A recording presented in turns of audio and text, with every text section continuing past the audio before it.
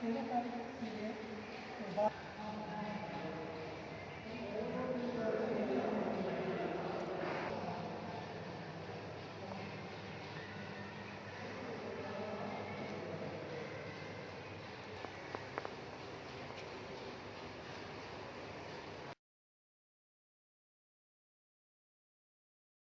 Reservation counter पहुँचे हैं।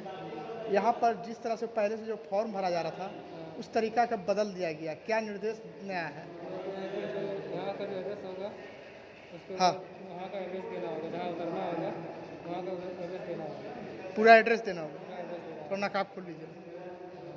यहाँ से जो आप फॉर्म भर रहे हैं किस तरह से फॉर्म भर रहे हैं? होगा। यहाँ का फॉर्म यहाँ का एड्रेस दे दें, हाँ, उसके बाद फिर बोल रहे हैं वहाँ का एड्रेस देना होगा, पूरा पूरा देना होगा स्टेशन के साथ। स्टेशन के साथ। क्या नाम है, कहाँ से आए आप? अब हम आए चल रहा प्रधान घंटा से कहाँ जाने के लिए फॉर्म भर रहे हैं? लुधियाना। क्या नाम है? आनंद रिजॉर्ट। का जो आप रिजर्वेशन काउंटर पहुँचे हैं, पहले जो फॉर्म का जो सबमिट होता था उसमें कुछ बदलाव किया गया, क्या बदलाव किया गया?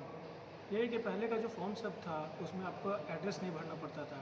अब ये है कि एड्रेस भरना पड़ता है और आपको दर्शाना पड़ता है कि आप कहाँ से बिलोंग करते हैं।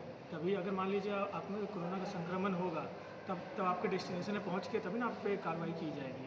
तो क्या ये बदलाव अच्छा है? हाँ, ये बदलाव अच्छा भी है। अच्छा है कि मान लीजिए अगर किसी के संक्रमण होने से किसी और को फैलना खतरा रहे तो ये अच्छा भी है कि उससे उनको दूसरे को ना फैले। क्या नाम है? मेरा नाम संजीव कुमार है। कहाँ से आए हैं? भूली कहाँ के लिए फॉर्म भर रहे हैं? भर रहे हैं, वो टिकट कटवाना है दरभंगा का।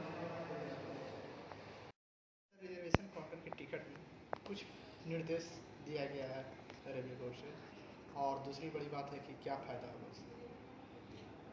पहले जो रिजर्वेशन होता था उसमें मुख्यतः हम लोग एक आप उसे कह सकते हैं कि एक एड्रेस पे हम लोग जोड़ देते थे और सिर्फ मोबाइल नंबर पे जोड़ देते थे। कई बार वो एड्रेस आधा अधूरा भी रह जाता था कि जैसे मान लीजिए धनबाद जिला झारखंड ऐसे करके भी लोग लिख देते थे।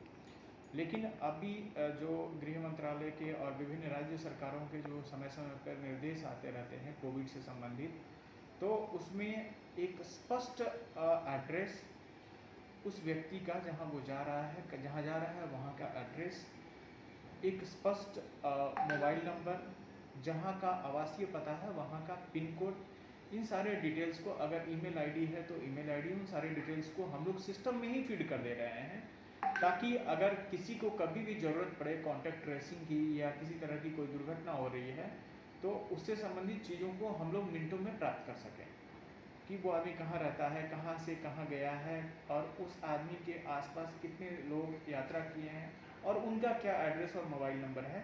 इन चीज़ों को हम मिनटों में प्राप्त कर सकें, इसी की प्रक्रिया के तहत ये नए निर्देश जारी किए गए हैं।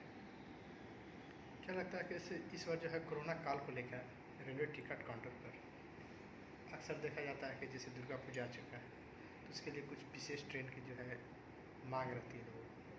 देखिए, मेरी जानकारी में रेलवे में अगर आप हमारे डिवीज़न की बात करेंगे तो हमारे यहाँ से जो भी चलने वाली ट्रेनें हैं उनकी तैयारी हमारे पास है। अगर हमें आदेश मिले तो हमें जब आदेश मिलेगा उसके अगले दिन हम चलाने के लिए तैयार हैं। लेकिन उस कोविड से संबंधित कई गाइडलाइंस हैं, गृह मंत्रालय के गाइडलाइंस हैं, और जो संबंधित राज्यों में, जिन राज्यों में चलना है वहाँ के अपने अलग गाइडलाइंस हैं। कई राज्यों की तरफ से प्रतिबंध है स्टॉपेज का, ट्रेन्स का, और बहुत सारी चीज़ें हैं। तो उन सारी चीज़ों के क्लियरेंस के बाद ही अगर कोई निर्देश आएगा तो हम ट्रेन चलाएंगे।